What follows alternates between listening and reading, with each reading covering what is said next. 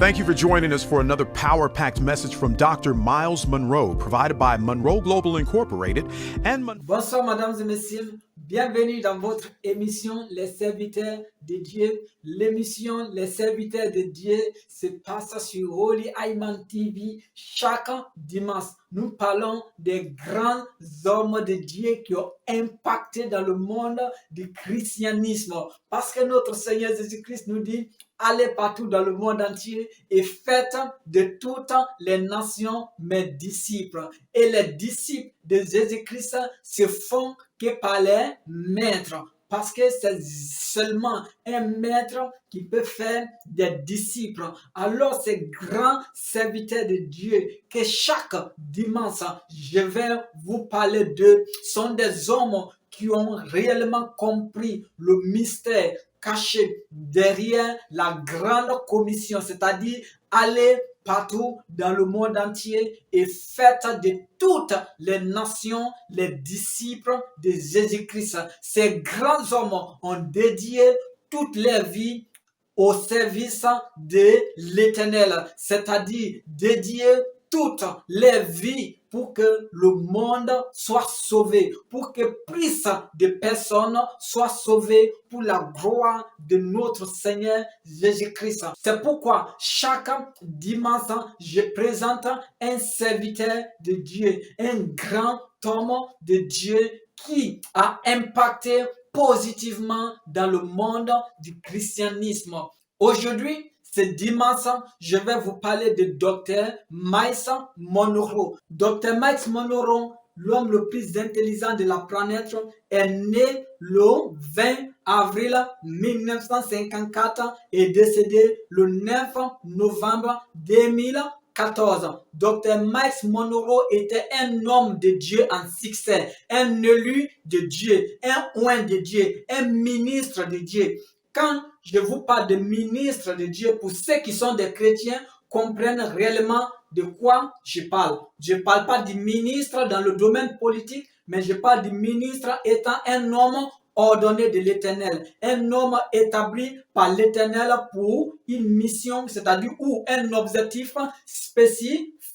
Dr Myles Munroe est le fondateur de Bahamas Faith International et fondateur de Myles Munroe International. Comme je vous ai dit au début de l'émission, Dr Myles Munroe était le pasteur le plus intelligent de la planète. Et il est toujours le pasteur le plus intelligent de la planète parce que nous n'avons pas trouvé déjà un deuxième Dr Myles Munroe. Dr Myles Munroe est auteur de plusieurs livres: The Power of Vision, La puissance de la vision, The Spirit of Leadership, L'esprit du leadership, Understand Your Potential, Comprends ton potentiel, The Kingdom of God, le royaume de Dieu.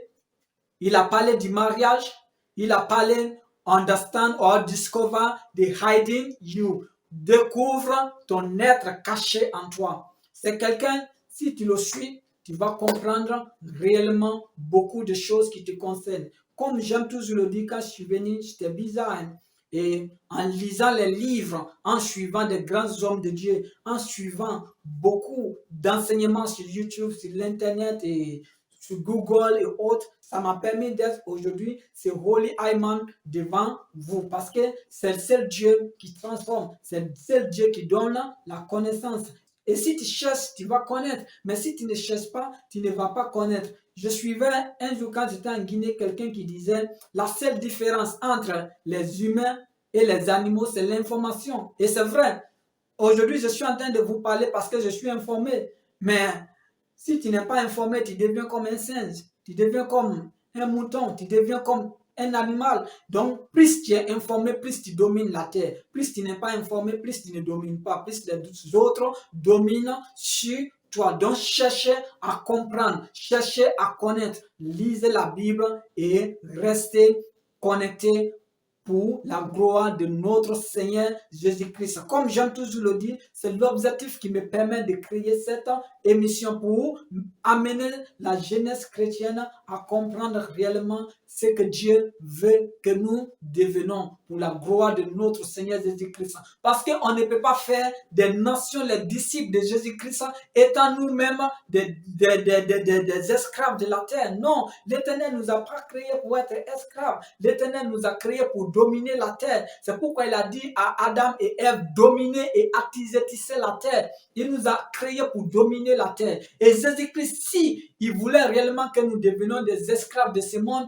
il n'allait jamais nous dire, allez et faites de toutes les nations des disciples. Parce que Jésus-Christ savait que seuls les maîtres qui peuvent faire des disciples. Alors, comprenons réellement la parole de Dieu et sortons pour faire de toutes les nations les disciples de notre Seigneur Jésus-Christ. Je vous laisse regarder 2 vidéos de Dr Myles Munroe et ça sera la fin de l'émission d'aujourd'hui, les serviteurs de Dieu. D'ici là, portez-vous bien, que l'Éternel nous protège, que l'Éternel me donne la sagesse de Salomon, l'intelligence de Myles Munroe et nous venons dans d'autres émissions. Je vais vous choisir une autre personne, c'est-à-dire un grand autre serviteur de Dieu et vous allez comprendre que l'Éternel bénit ses serviteurs, l'Éternel bénit ses enfants et nous devons servir l'Éternel pour la gloire de notre Seigneur Jésus-Christ pour que lorsque notre Seigneur Jésus-Christ viendra, nous trouvons beaucoup de personnes qui sont sauvées comme nous et que nous rentrons dans le paradis éternel de notre Seigneur Jésus-Christ avec joie et gloire. Portez-vous bien, je vous dis ciao ciao et je vous ai global.com. We transform followers into leaders and leaders into agents of change. We hope that this message is a blessing to you as you advance your life and discover your purpose. Now, let's go into the message. Let's quickly write down some brief thoughts about leadership, and then I'm going to define leadership for you. 7 principles that I mentioned last night, I want to open with them in this session. And the first principle of true leadership sounds very simple, but yet it's very challenging. And that is, true leadership is the inherent reality of the human spirit. It is built into us. True leadership is inherent in the human spirit. And what that means is that every human being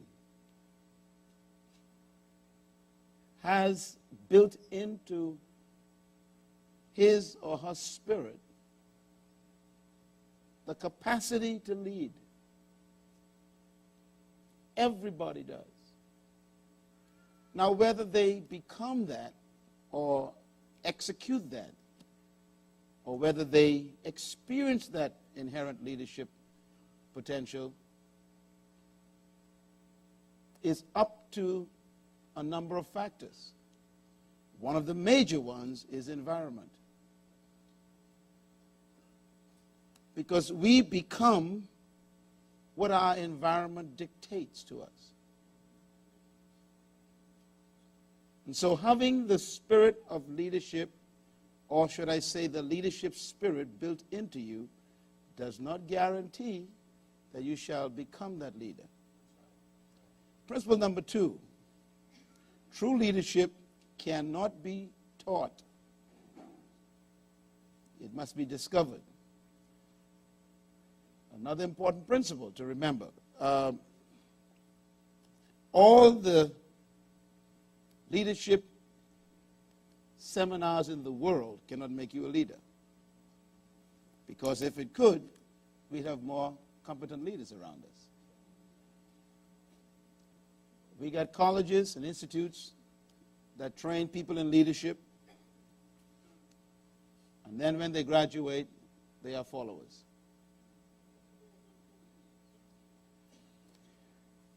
Leadership is something that happens to you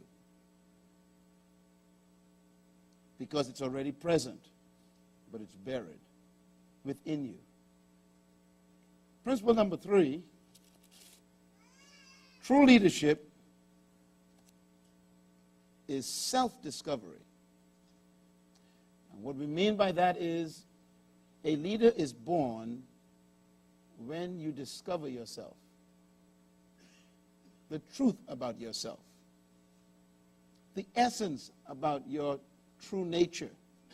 and your capabilities, your true potential. That is why, and I want to make this point very clear, that is why the greatest leaders in history that we perceive as leaders were normally products of crisis.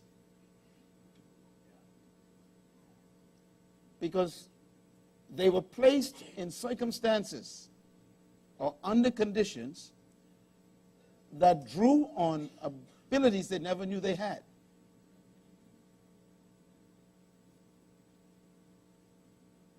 It was always there,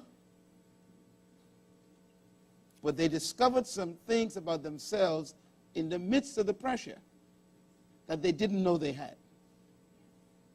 And that is why some of the greatest leaders in history were born in the furnace of crisis. Many times, and probably most times, the Creator will allow you to enter crisis to reveal yourself.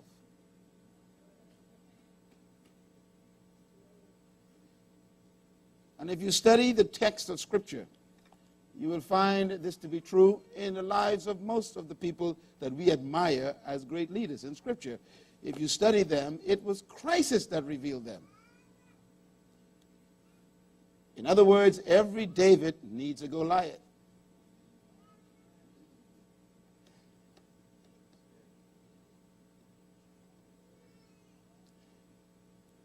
And so leadership is self-discovery. Principle number 4, true leadership is serving your gift to the world. We tried to make this clear the last 2 days, that leadership is a matter of discovering what you were supposed to serve to the world. Dr. Myles Munroe, why did you, first of all, choose to write the book, The Power of Character in Leadership? I believe that the world is so much lacking leaders with character that it is the #1 plague of leadership today. We see leaders that are collapsing in every arena, whether it's politics, business, religion, civic leadership, corporate leaders, just seem to be falling under the weight of power, of temptation, of immorality, lack of values, broken principles. And so this book is really to restore character to its rightful place. Character in leadership is the most important balance for leadership. Without character, leaders have no safety. Leadership has no protection without character. In this book, I talk about the fact that character is like a personal alarm system, where whenever you are tempted to break in to your own values and violate your own convictions, an alarm goes off. And your character says, you cannot do that. We need leaders who are willing to follow their conscience and their convictions rather than their convenience and their compromise. And this book is to deal with those very fragile issues of compromise. Talk to us about the power of principles when it comes to character. You know, the power of principles in character is the essence of character. Character is a result of a person committing themselves to principles that they won't violate. Principles are values and standards and laws that you refuse to sell on the altar of convenience. Yes. So we need leaders today who see principles as being more important than profit. Principles are more important than public adulation. We need people who believe in principles more important than their personal comfort. So this book deals with the fact that we need to restore in leadership principles. Basic fundamental principles of what is good, what is right, what is naturally true. I call it natural law even. You know, some things are just built into nature. Leaders are violating those things. This book deals with the fact that principles are more important than public worship, and that we need for leaders to return to the high, lofty balance of their principles and convictions instead of falling to the passions of their immorality. Wow. We talk a lot in life about falling down, but you have something here talking about falling up. Talk to us about how, if there is failure in character, how people can then bounce back and fall out. Yeah, there's no perfect human on the planet. All of us have weaknesses. There are cracks in our character. We fail sometime. So in the book, I had to also deal with the fact that people do fall. Their characters do collapse sometime.